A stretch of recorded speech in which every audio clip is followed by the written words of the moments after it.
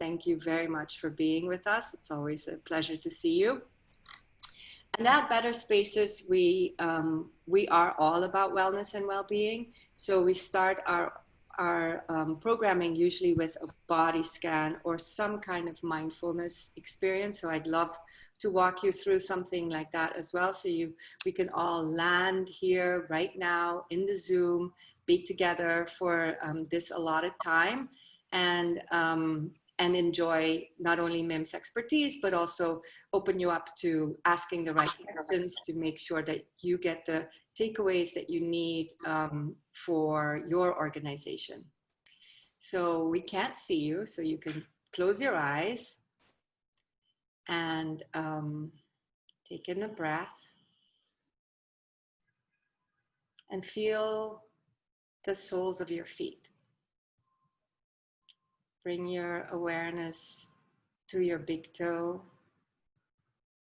and then work along all your toes until you get to your little pinky toe.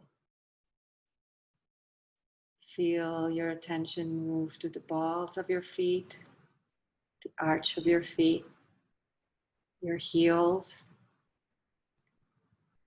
Feel the air above your feet and your ankles. Move your attention to your calves and let them relax. Your calves are like the hearts of your legs. It's all this blood pumping. Just let them be heavy. Feel the bend in your knees, the weight of your thighs, which are the heaviest muscles in your body. Just let them sink into the seat. And then bring your awareness to your sits bones and just notice if you are sitting equally on both bones or if you're tending more towards one specific bone. Just notice. There's no right or wrong. Now bring your awareness to your belly, to the back of your back, the lower back, and slowly move it up. Move it up along your back. And at the same time, let your organs in your belly just be heavy. Let them sink down with gravity. As your awareness moves up along your back, feel where your shoulders are. Are they hanging front to the front or back? And just notice. Notice where your neck is. And if you notice that it's hanging forward, your head is hanging forward, just move it back a few millimeters and see if that creates some relief. Bring your awareness to your shoulders, to your upper arms, to your lower arms, your hands. Feel the air brushing your hands. Now bring your awareness to your throat and your neck. Move it up along the back of your head. And just feel your head. Feel your forehead. Feel your eyes. Let your eyeballs sink a little deeper into the sockets. Notice how breath moves through your nose and through your nostrils. Feel your jaw where it hinges to your skull. Let it be heavy. Notice your tongue. Take a deep breath in and open your eyes. Welcome again. I hope that helped a little with your awareness of where you are today. And like I was saying before, we're talking today with Mim Senft, who is an expert in workplace well-being. So the next normal, what does that mean? Obviously, we're going through a crazy shift, um, and we need to figure out where we're going to go and how can we cope with that. But to just understand where we are right now with the pandemic, the social unrest, and the crazy weather, people are not feeling safe. So in order for the workplace to thrive, employees are worried about safety, about how to get to the office. They need to be communicated to and with, and their mental health may be suffering. So since the pandemic, where are my stats?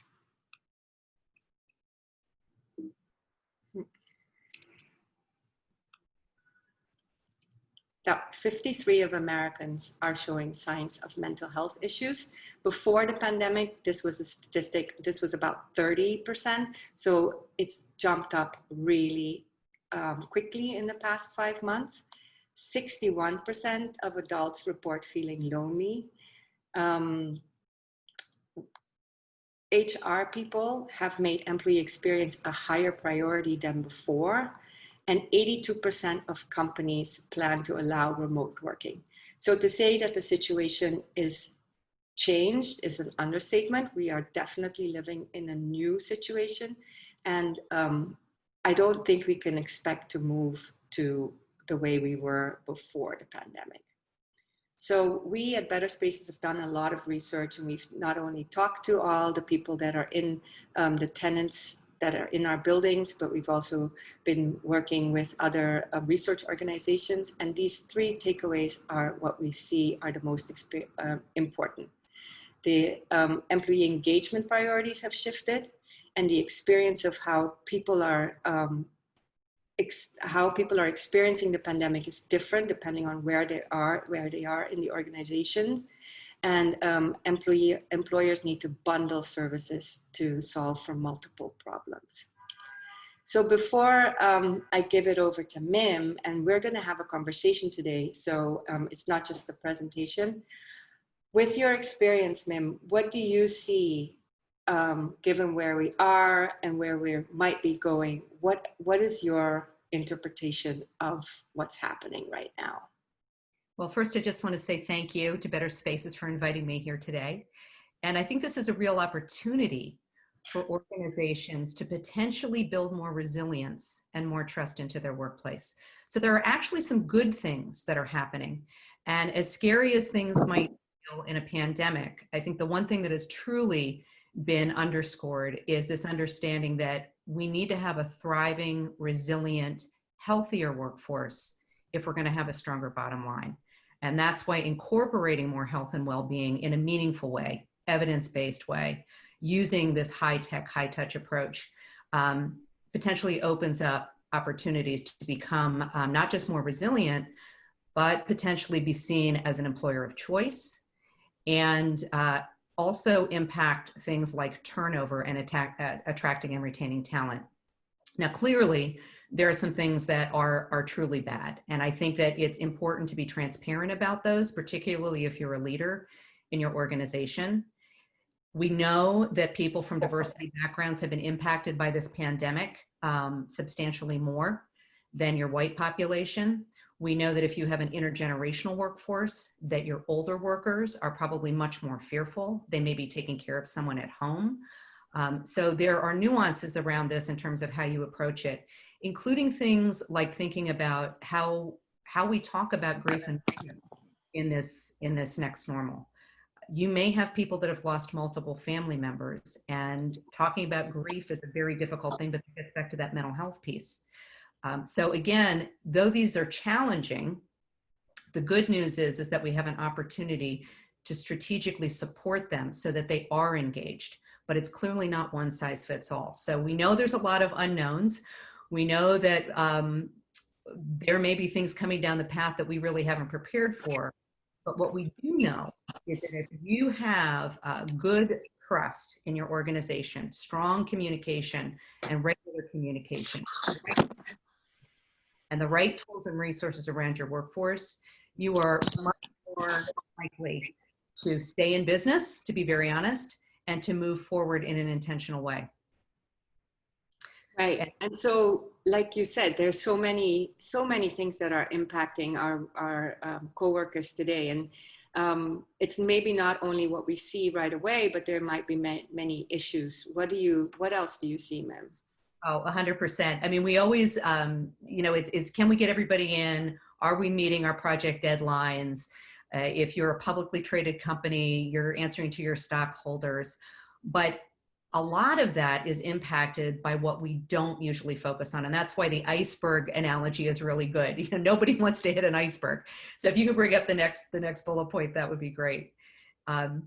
This has been a topic for years now, work-life integration. How do we actually do this?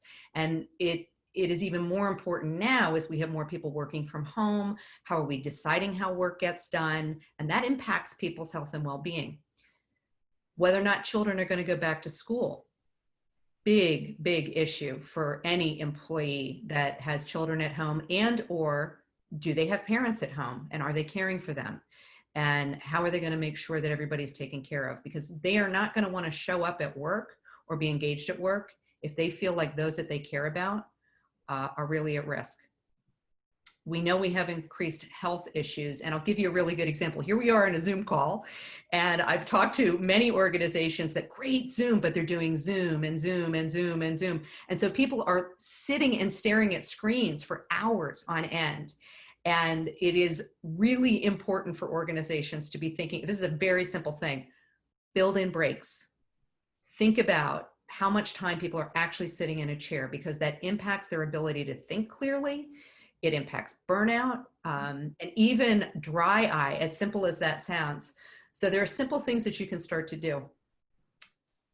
We know right now that people are getting, in the office environment, are getting anywhere from 150 to 200 emails a day. That's a lot of information. And that doesn't include personal texts and other things. So then when you layer on where we are now in these next normals and having to be aware of very rapid change, people need a simple way to know where to go to get what they need to support them so that they can do the job they need to do. And there are ways to streamline this so that it is not so overwhelming. We all know there's financial stress here. We know that there are so many people that have had to be furloughed, laid off. If you're bringing people back into the workplace and you know that they were already financially stressed, don't ignore this as a conversation. Please make sure that they have some support on this. And there's different ways to go about doing that. But again, it gets to the different levels in your organization. Some of your top managers, you may have been paying salaries to, they're fine financially, but some of your frontline workers may be in a very different position. So this is an opportunity to help support them. And as Janera pointed out on the other slide, social support. Why is this so important? Well, we need to be connecting with people, even though we have to do social distancing. It is incredibly important for our health and well-being. This is evolutionary biology. We are built to rely on each other. And there's actually physiology that happens when you hug someone, when you get close to them. And so this, with our pandemic, we now have this other layer, but there are ways to support this in a meaningful way so that we can alleviate some of the outcomes from this, depression. And even at the extreme side of this is people that have suicidal thoughts. We know that this is a major change for everyone. So when we talk about major life changes, right, in the workplace, well, somebody gets married or they start a family or they're working into retirement, this pandemic has layered on a whole bunch of other things. And again, this may seem overwhelming, particularly when you're trying to get your business up and running, but it's the strategy behind this. When you build this the right way, you can keep those employees engaged and trusting and doing the job that you need them to do if you understand these visible pieces that we don't usually talk about. And just practically, sleep is one of the most important things for everyone, including me. And I always talk about this is my non-negotiable. So I am a 7.5 hour a night person every night. I go to bed. I do it when I go to, though I'm not traveling now, because I know for my own health and well-being that this is key. And encouraging people to log off, get the rest that they need is going to have a very big impact on whether or not you're going to make it through all these changes. So this one in particular, I know Janera, you and I have talked about this. Yeah. I love this. This is actually the title of a book that was done by a neurophysiologist. And the truth is that we as human beings hold on to stress. We think about our past stresses us out, our future stresses us out. And so we sit in this place of ruminating, I like to use, about all these things. But we have to be a little bit more like zebras and understand bad stress versus good stress. So what does that mean? You look at this zebra. So zebra's calm, grazing out in the field. The lion runs after them. They take off. So all those hormones and cortisol, adrenaline. You got it, right? It's all kicking in, and Yeah. so they kick at the lion. They get past the lion. Well, the minute the lion runs off, the zebras go back to grazing, and all of those, the cortisol, everything else just goes right back to normal. And that's why recognizing good versus bad stress is so important.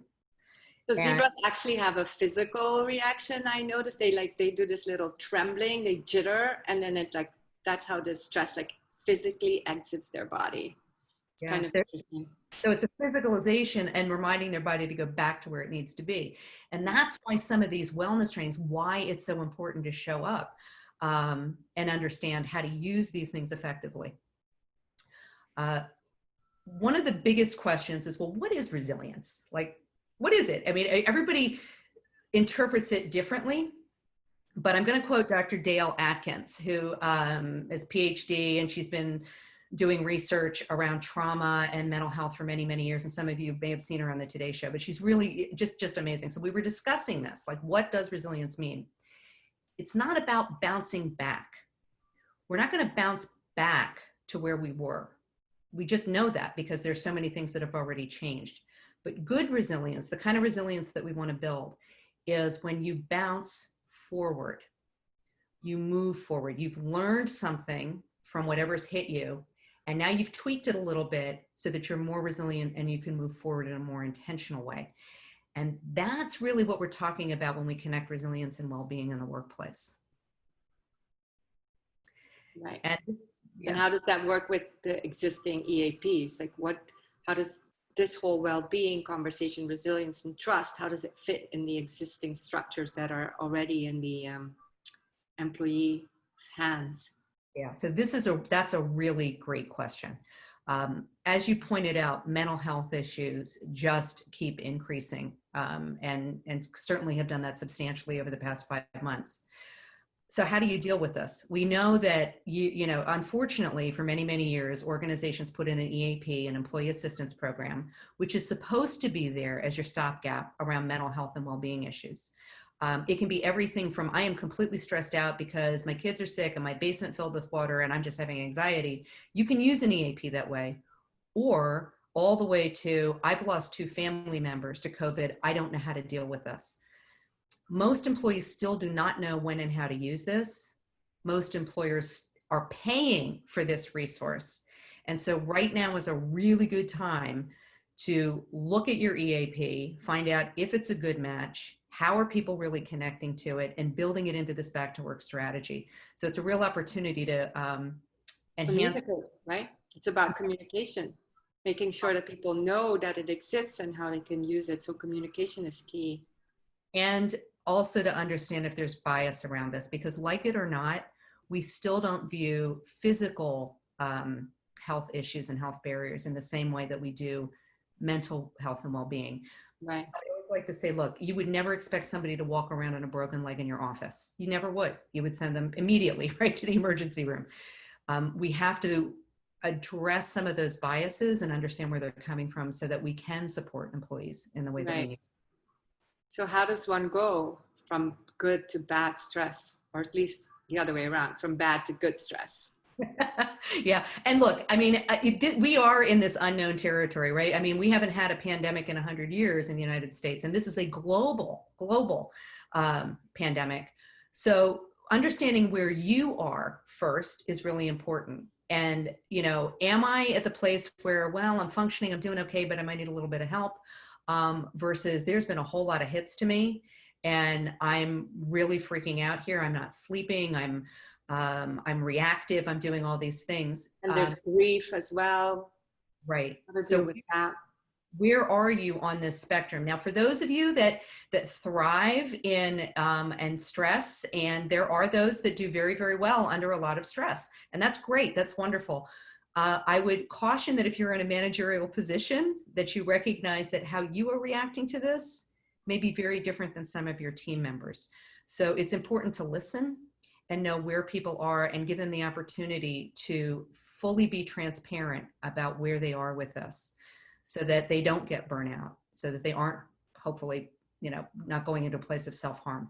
Right, right, right. So we have all these things that are happening, and then where does mindfulness come in, right? How do you make people know that this like constant reaction against any external stimulus or stimuli is probably not the best way forward, to take a pause? Right. Well, I really love the pause effect. And I'll give you a specific example. So my husband was in a very bad accident last summer, and I was an hour and a half away from him. Got a call from the emergency room saying, "Hi, are you this person's wife?" "Yes, I am. You need to come to the emergency room right now. And can I speak with him?" "No, he's in surgery. We need you to get here as soon as possible." Oh my. So I did what I normally do, went right into react, put stuff in a bag. What do I need to get done? Cancel meetings, going to get in a car.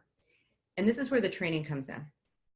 I stopped and I said, am I in an emotional place to drive an hour and a half into New York City into an emergency room? Is that the right thing to do? And clearly it wasn't. And so because I took the pause, because I have gone through a lot of training, thankfully, I called a close friend. We went in. It was absolutely the best thing I could have ever done. Right. Circumstances. Asking for help at the right time. Right. And this is so true right now. We have a weather event. We have another outbreak, right? Especially if you're a leader, you are thinking about react, got to put out the fires. But often that can lead us down a path that isn't necessarily going to be the best for you or for the team. The good news is that mindfulness now, there are literally hundreds and hundreds of qualified studies that have been done around this. You can train your brain to react differently so that you do become a better listener. You can make better choices for your team. Am I going to force everybody to come in right now because we've got to meet this deadline? Or can we stagger people coming in? And that's where trust comes in too, right? Because like now I think people have understood that they can trust their workers to work well remotely, whilst before it was such a question whether people would be, held accountable for being at home and working. Well, and that, to your point, that doesn't just build trust, but when your employees feel like they're being heard, and that and everybody understands we've got to work, we've got to, meet our deadlines, we get these things. But if there's some flexibility depending on each person, so that's where I go from equal treatment versus equitable treatment. Is it truly being equitable? And so if you can What's learn the difference between equal and equitable from your perspective? So here's an example. So we want to give everybody a bicycle in the organization, right? We're going to treat everybody equally. Okay, that's great. But what if the bicycle is too small for some people, too big for other people? What if you have people that don't know how to ride a bike? And what if you have disabled people? So you've given everybody the same thing, but it doesn't mean the same thing to everyone. Equitable means taking the bicycle and saying, well, maybe we need to bigger, smaller, adjust it. And that's really the problem with a lot of wellness and well-being, is that it is a one size fits all. And we keep trying to do this where we know that there's diversity in the workplace, whether we're talking about ethnic background, religious background, ageism, gender, like all of these things. And doing the homework and the due diligence before, that's also a mindfulness practice from my perspective, so that, again, you build that more resilient workforce. Right. I heard an example where a company has a lot of women in the organization, so they decided to spend millions of dollars building out a daycare center. And afterwards it wasn't being used, and they were like, well, what's up with this? These women all have children, why aren't they using it? And they started surveying, at that point only, they started surveying their employees. And it turns out that these women, they didn't want another daycare center. They wanted more flexible time to be with their children when they could, and work, you know, in their own, on their own schedules. And if they'd listened or asked beforehand, it would have been so much better. They would have saved millions of dollars. Well, and I think this is one of the most important things about, you know, workplace wellness has really been around for many, many, many years. National Wellness Institute, for those of you that don't know that organization, has been around since the 70s, the 70s. And in the late 70s, they talked about connection to purpose and financial well-being. So it's not like these concepts haven't been around. But I think the question becomes why, after all this time, with all of these different pieces of the puzzle that have been in the marketplace, why aren't we any healthier? You know, why do we have 10% of the US population that now has type 2 diabetes, even though we've been talking about this for 20 years? You know, we've been having weight loss programs come in to, you know, or online apps or all these things for how many decades now, right? But we aren't any lighter. We just aren't. This is an opportunity. Maybe the pandemic offers us an opportunity to really make a change toward workplace. And what you just said, the due diligence behind this, the gap analysis, treating this in the same way that you would do, you know, anything around, like if you were going to have an initiative, we need better protection around data security. And how do you go about doing that? Do you have a budget for it? Do you have a team that has experience? And why do you do that? And so my question is always, if your employees are truly the most important thing in your organization, and the engine that truly makes everything run, why is it that we do things just like you said, Janera? Oh, well, we think they need this. Oh, we think they need that. And it becomes siloed, or you're just kind of throwing stuff at a wall versus having a real strategy, including things like and understanding who you have, right? It's so culturally specific. It's not a one size fits all technology that will solve for it. It needs to be really custom to that organization, because depends on who's in the team. Exactly. Right. You have a unique culture, and you have a culture that has succeeded, right? You wouldn't be in business if you didn't succeed, right? But what you're doing internally at your organization, even if you're in the same industry, your culture is probably a little bit different than the next one. The demographics in your workforce may be different. You may have different geographic locations. So there's some really interesting ways to think about this. And do your due diligence, do that gap analysis, build a culturally specific strategy, and then really agree on what you're going to measure.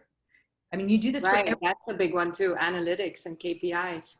Absolutely. Strategy. Yeah. So what happens if none of these great things are implemented? Well, you know, yeah. Unfortunately, we talk about self-medicating, and any kind of an addiction, I've heard it described as a disconnect from the pain or the issue that you have, and that you're not reasonably meeting that. We know that, you know, again, with obesity, all of us have been guilty of the, you know, well, I shouldn't say all, I'm sure there's some really amazing people out there, but many of us, right? The ice cream, I've stressed out. I've just put in a 12-hour day of Zoom calls, ice cream, food, pizza, whatever it's going to be. And again, once in a while, it's not a bad thing. You know, there are things that come. Everybody loves a snack every once in a while, of course. Absolutely. And nutritionists are going to tell you that, right? Of course, you're going to have your favorite foods, but if you're eating the entire chocolate cake, or the entire pizza by yourself, you might want to think about that. And then every day, right? It's also frequency. Yeah. Right. Well, and the thing is, you're not, this is the difference between being, you know, reacting and you're stressed out and making bad choices after a whole day of stress versus what you know intellectually. And you can know something, but until you get to the underlying issues, you're going to still being reactive like this until you start to make some of those changes. That's why some of this training is so important. That's why mindfulness is so important. I know that binge watching, I mean, everybody's talked about it in the news, right? And some of that's not so bad. If you're, you know, overwhelmed by the news about the pandemic, and if you were in one of the areas of the country, then your power goes out. I don't know if my kids are going to go back to school, one thing after another. Taking the time to see something funny that takes you out of your world can actually be really good for you. On the other hand, if you're binge watching till 3 o'clock in the morning and not getting any sleep Every night. every night, yeah, or even 3 or 4 nights and you're messing up your sleep schedule, this has a real impact, not only on your physical health, but your decision-making process and how emotionally active you're going to be. So then we get into, some of the other things that are a little bit darker. Everybody knows that if you're in the liquor business in the United States, you've done really, really well over the past. Yeah, it was an essential job or something. They would not close down liquor stores during the pandemic. And Essential again, worker. this is the good part, right? So there have been a great way for social connection where people have done like 5 o'clock, let's all have a glass of wine and a conversation together. And again, there's nothing wrong with that. That's actually a good thing. But if you're going through an entire bottle of wine on a regular basis, 2-3 times a week, if you're doing this if you're drinking by yourself, then we're talking about something else. Then you're covering up something as opposed to actually addressing what the actual issue is. And for women, we metabolize alcohol at a different rate than men do. So in some ways, this is another one of those gender health issues. And it's very important to be aware of those things. I always recommend use wine and these things as ways to celebrate and connect in a good way.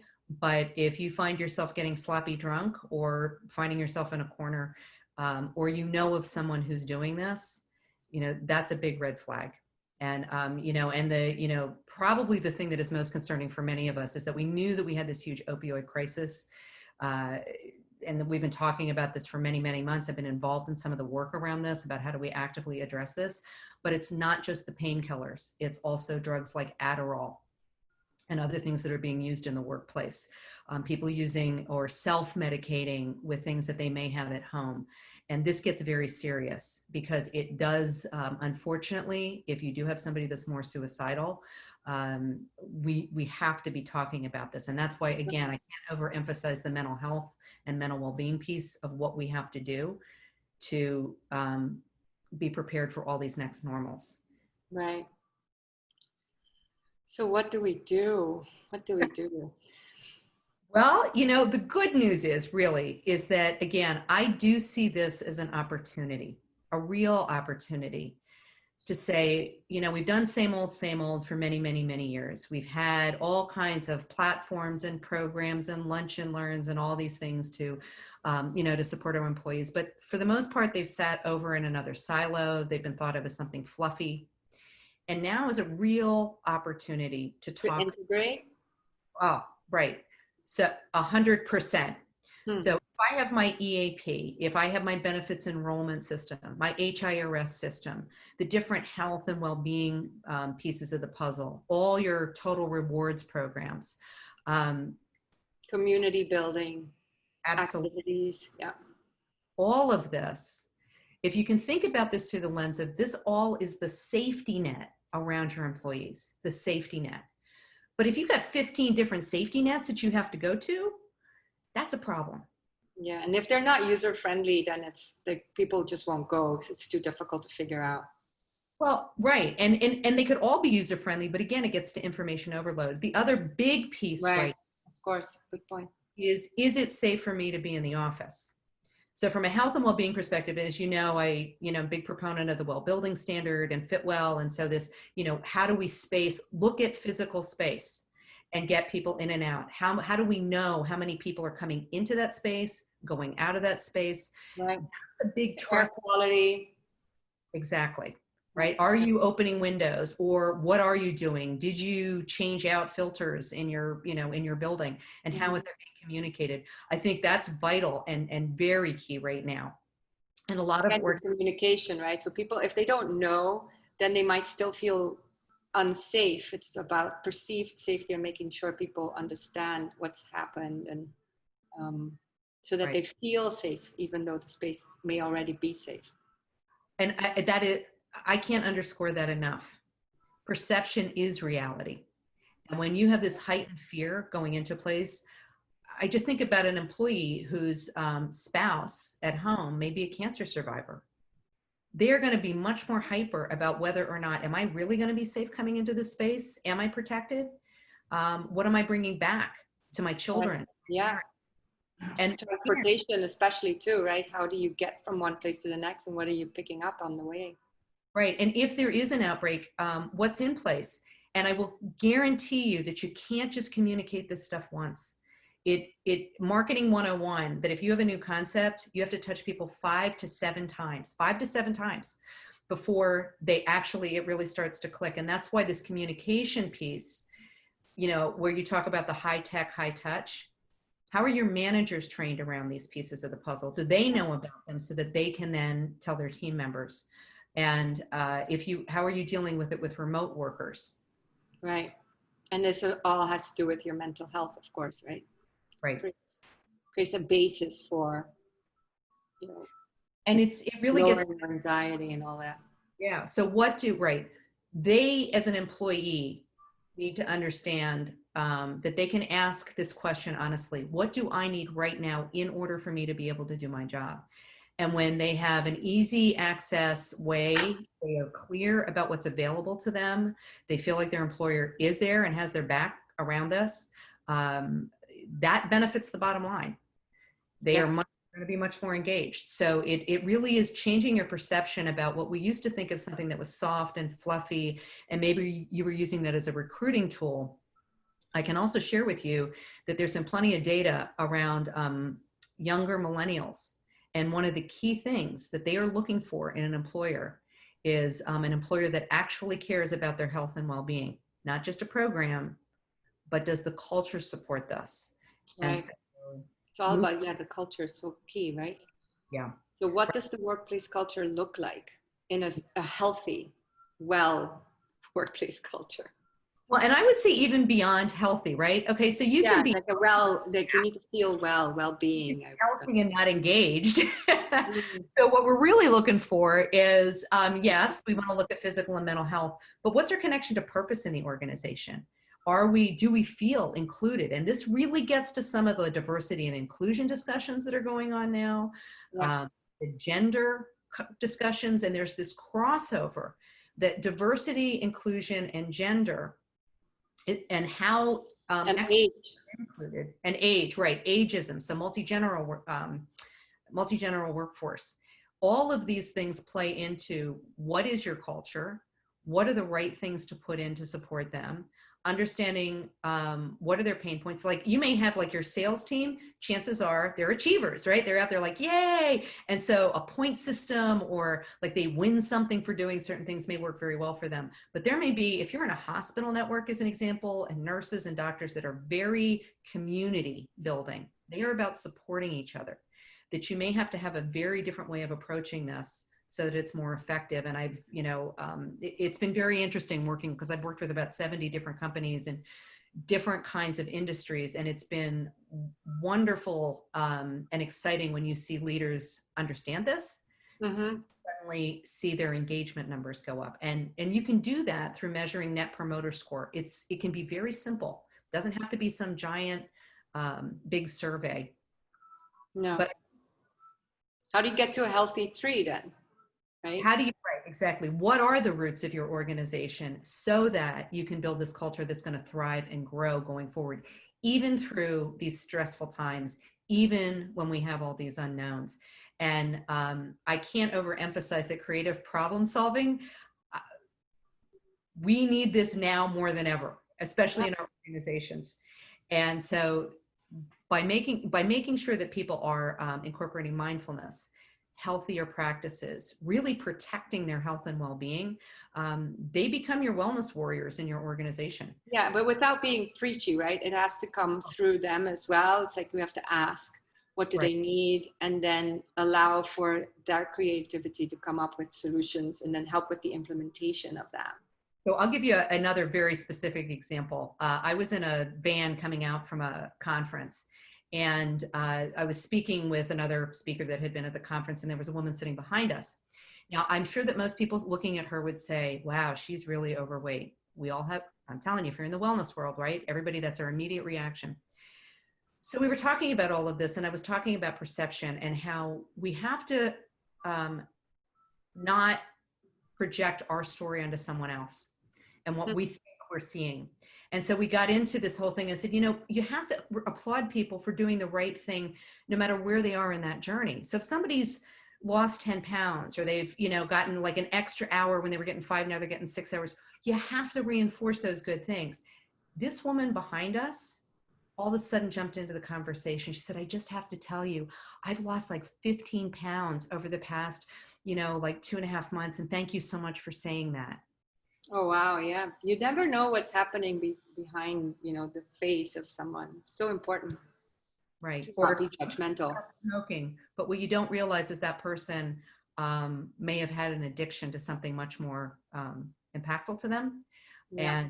And right now, even though smoking is certainly not good for you, we tend to judge versus hearing someone's story. And this again goes back to the due diligence and training managers and understanding that wellness is not just, that's the high tech, high touch piece of this.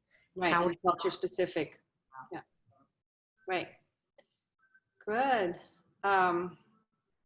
So we have the healthy tree. What's this emotional volume knob we talk about? Yeah, that's a great one too. Yeah. So we all know that, and I think any of us, and I would even say if you're going to like new parents or caregivers, right? Sometimes you're just exhausted. There are so many pressures on you. And you may have had to been up in the middle of the night. Maybe your car broke down, or you got a flat tire on the way to work, and you missed this meeting, and your Zoom isn't working well, and your internet's down. I mean, it just all starts to pile on. If we are not protecting our health and well-being, science tells us you're going to be much more reactive. You're going to, unfortunately, lash out potentially or shut down. And it can go either way. I mean, that is just human physiology. Right. And understanding individually how to support yourself, particularly if you are a leader, because you're role modeling for everyone else on your team. And yes, they are watching you. I guarantee it. It's so funny to me, yeah, right? Talk to leaders and think, oh no, they're not really watching me. I'm like, oh yes, they are. And you have this huge opportunity to talk about how you are putting your own mask on, especially right now. You always have to, again, be careful because, again, if you're an achiever, if you're in a higher economic level and you can do and have access to things, that can go against you as a leader. But if you can honestly listen and share, maybe somebody in your life was impacted by COVID. Maybe somebody in your family or a friend went into the hospital. Sharing those stories and saying, we understand, I understand. Even more important, I understand. This is what happened. Can open up this door to trust. And we don't think of that as well-being or something that needs to happen necessarily, but I can guarantee you it will go a long way if you're willing to do that. Right. So we talked about creating a high-tech, high-touch solution, one place where everybody can find all the resources that they need. What do you see as a potential way to move forward away from, like you were saying before, we've been in this situation since the 70s. We know all this information, but still we have a population that has lifestyle diseases and is overstressed and lonely, and a workforce that may not stick around for long. So also include the idea of productivity, engagement, retention. Where do you see this going? So I think, again, there's a real shift in the marketplace. I mean, there have been all kinds of technology solutions in the marketplace for many, many, many years. But again, they usually sit in a silo. There are platforms, including some of the healthcare carriers now that are saying, oh, just use our platform and you can hook all these pieces to it. I would caution organizations to really think about that, because if you're going to change your benefits carrier, that means you're going to have to build this all over again. If you're doing it through a particular platform that insists on using their logos and not making it culturally specific, and you 3 years down the road decide to change, again, you're going to have to rebuild all of this. So it's very important that, again, it reflects your culture. Is it a solution that is flexible and can be white labeled to reflect your organization? I think that's really key. Second, it goes back to the customization piece. Are there components? If you have videos that your leaders have done, or different leaders, or even frontline people. I mean, there's all kinds of really cool things you can do from a communication perspective. It is much more effective to be able to use their voice because they're already trusted in your organization. So does your platform allow you to do those things? Does the platform really meet the pain points? Once you've done your due diligence, is it just another, well, we need another step program and we're going to do this in nutrition and you have access to 200 different things? That's overwhelming for your employees. Getting more strategic about how to really support them and where, what they need right now goes a long way in building overall cultural trust. Right. And of course, technology is very important too, right? Right now, everybody's sort of dispersed. And without technology, we wouldn't even be able to work remotely, right? And so we definitely need a very user-friendly, easy, but also effective way to connect and communicate with each other. Right. You're at home workers, if you have a few on the road, depending on where they are. And again, I think about industries where, power industries where you've got people out putting up power lines and doing those kinds of things. So again, is this the right fit? Is it going to work for your entire organization? And what kind of data analytics? So I think the other thing too is that you always get reports from all these different organizations. And I've seen this because I have a benefits underwriting background. So I've looked at that data or workers' comp data or, some of these other pieces of the puzzle. What we usually don't get is one place to really understand how well are people really using these resources. Right. So instead, and again, to think about the time saver from that perspective for your internal team. Like I have one report that says, well, they're going to our benefits enrollment platform.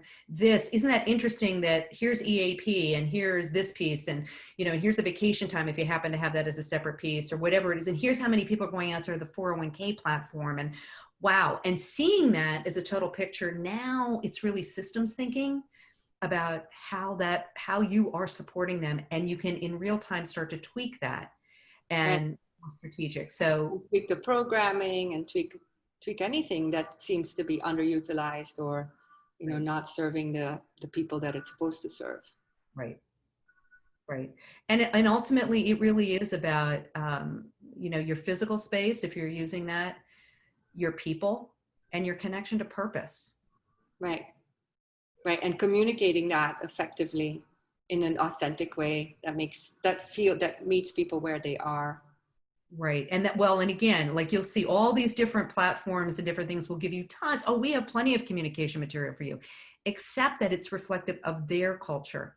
And so you're sending out things from all these different organizations with a different tone, a different style, and again, different logoing and everything else. And this is again why it just becomes confusing. So simple, strategically designed communications alongside a tech solution that is the right tech solution to connect businesses. And the data to measure the effectiveness. Right. And then making sure that your leaders and your managers are very clear about what's available so that it's not just one person sitting over in a corner that understands how this works, but everybody has the opportunity to learn about it and have access to it. And the culture supports you using all these things too, right? Right. Well, and that's a cautionary piece because I've seen organizations, I will not name them, that have spent a lot of money on health and well-being, but their culture never allowed these people to use it. And so the question is, so why are you spending the money on this? Like, and again, if it's an attract and retention tool, and I've seen that, I get it. Here's the deal. These people are going to come in thinking that you're going to have this kind of culture, and we live in Glassdoor world. We live in social media world. Yeah, they won't stay. Exactly. It needs to be more than lip service. And frankly, it's just a waste of time and money internally if you aren't really thinking this through. Right. There we go. And then the feedback loop. This is my favorite part because then I think it goes back to exactly what you said about the women and the daycare center. Understanding the biggest pain points. So looking at your benefit spend, right? Those are lagging indicators. Nobody got diabetes yesterday. Looking at drug spend. So what mental health drugs? Are you suddenly seeing a huge increase over those over the past? So there's different pieces that you can look at. What are your turnover rates? Are you attracting and retaining the kind of people that you want? All of these things. But most importantly, particularly now, what do your employees see as their biggest pain point? It may not be those other pieces, but you can prepare for that and answer what they need right now. And then you start to combine those two pieces, and over time, you're going to end up having a more thriving workplace. Yeah. Yeah. And then this assessments, of course, survey, figuring it out. Right. So And what do we recommend, Mim? I mean, this is a lot to take away. I know it's like, look, simply put, we got some bad stuff we have to deal with, but we Yeah, have we do. good things that we can do. And everybody on this call, and Janera, you know me well enough to know this, Mm-hmm. not overemphasize anybody on this call right now. First and foremost, take care of yourself. Yeah. If you do not make the investment in yourself, it's pretty hard to do that for your team. It's like the airplane. Put your oxygen mask on first. Please. Can't overemphasize that.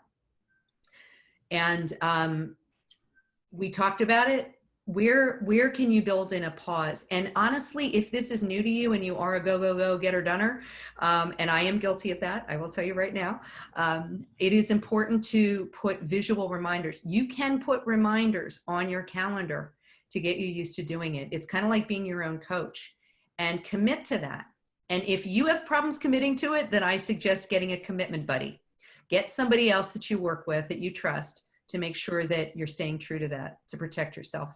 Right. And we've talked about this over and over again. Really think about, what does high touch, a meaningful high touch, mean in your organization in terms of how you communicate, you manage your diversity and inclusion, gender, all of these pieces, and what tech solutions are there to help you meet those goals. Really get to connect, to communicate. Right. Keep people together. 100%. The integration would be key too, right? Not have all these silos like you've talked about. Right. And when we say one-stop shopping here, we aren't talking about one platform. We're saying one point of entry that everything is added and taken off of. And what's really great about this, like if you have, and everybody knows, right? We don't know everything about wellness. We didn't know we were going to have COVID, right? 6 months ago. So here's a great example of that. If we have one point of entry for all these resources, when a COVID comes along or a major weather event comes along, instead of having another place for people to log in, they already know, oh, this is where I go in to get this information. Maybe you don't love this other thing that you've put on, some rewards thing that you put on, and you're swapping it out for something else. Good news is you just plug and play with this kind of technology. Again, you don't have to worry about everybody logging in again or teaching them how to do this. So big time saver for anybody who's gone through this in the past. You want it to be user friendly. We've talked about this over and over again. There is nothing worse than something that gets really, really complicated. I don't care how good it is. It's complicated enough as it is, right? And you have to like figure it out and read all these documents and the fine print, and oh my God, I can't even start. And basic things. Are there Spanish speaking folks in your organization? Is that their primary language? Well, you should be thinking about that very seriously, because even if they speak a reasonable English, there is a lot to be said for hearing something in your native language. And I think, I'm sure I'll get some pushback about that, but at the end of the day, it's about how engaged are your employees. And if we need to get them to a right resource and you're in a crisis situation, then we need them to hear it in the way they need to hear it. Exactly. And they feel like they belong, right? It's being able to connect people where they are and make them feel valued and appreciated as well, so that they don't feel left out. Yeah. Yeah. It's very important. Here we go. We've talked about that. And overemphasize this, especially in the world that we're in right now, and measure. Any program that is only saying, well, we got these many people engaged, that's good. That's not a bad thing. But there's an and to that, and that's been part of the problem. And does it really drive positive change? Does the engagement actually create change? And that's really, the retention go up, or at least not go, doesn't decline your retention. Retention is so important. Engagement, productivity. yes. Yeah. 100%. So what are you measuring? What are your goals and how are you measuring them? And again, if you're doing this right, I guarantee you those younger superstars are going to be all over this. So there's a good reason from that perspective as well. And I'm going to tell you, the other thing that people don't realize is that our older population, our older workforce, 20% of our workforce is 50 or older now. That's 1 out of 5. So don't underestimate that. And guess what? Those folks want a healthy, trusting workplace as well. Yeah, 50 to new 30. Yeah, sure. Yeah. People are living longer, working longer. I just saw something at retirement. Nobody wants to retire anymore. And so, yeah, it's completely part of, like, the integration of different generations is so key for a healthy society, I would say. Absolutely. Yeah. And then, of course, onboarding, you mentioned before. Right. How are you bringing people in so that from day one, they know this is your culture. And if it gets reemphasized by their manager, if it gets reemphasized by the team around them, that's where you see the power of social connection start to shift your entire workforce. And again, you're going to thrive more. It does have a positive impact ultimately on your bottom line if you do this right. Yep. And then, of course, communication, making sure people know where to find the resources. The one thing, like, do that, make the connection, have your high tech, high touch, and then really understand what this communication loop is, out and in. So that if something isn't working out here that you've done, and you may have done it with the best of intentions, but you don't want to wait a year and do a survey and find out that something you've been paying for an entire year really hasn't worked. So there's great ways to design these things, and it does not have to be high cost. I want to emphasize that because everybody thinks this is going to cost. I can't afford it. All right, how much are your unhealthy employees costing you now? And how do you impact that over the long haul? How much does turnover financially impact you right now? Mm-hmm. That's why so much of this is so important. Insurance costs and all that. Yeah. Thanks, Mim. We also would love to hear from everybody about your questions. So if you have any questions, I'm sure you've written it up in the chat. So please, Tammy, do we have any questions? We had a question. Do you hear me, Janera? Yeah, I do. Yeah. What about when you're talking about mental health and serious topics about emotional health with colleagues, and it's not in the comfort zone, as a manager, it's not in your comfort zone. Are you okay with me answering that, Janera? Yes, please. No, you're the expert. So that is where I get to how this ties into leadership training. It is not everybody's going to be comfortable with every topic. And so it's important to allow leaders to have a safe space to talk about their own views, separate from. I'm a big believer in this. And I mean, again, that's why I talk about transparency. Maybe you don't feel comfortable. Maybe you personally have some issue that happened as a kid. I mean, we're all human, right?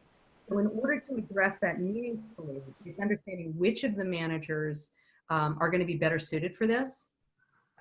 It gets to this, what I always think of as collective management. So maybe I'm not that good at this and I'm okay and I can own that. Do I trust somebody else and say, look, I understand this is a problem for you. I'd love if you could talk to this person. And that gets to that cultural shift at a managerial. Right. So you have to have very honest conversations about the things that either you have bias around,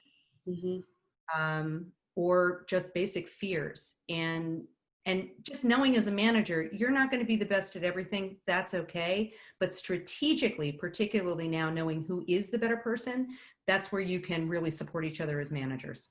I will tell you that Zappos many years ago did an amazing job around this particular topic when they changed their culture and they realized they had made a big mistake, and they did talk about this publicly, so I'm not talking out of turn here.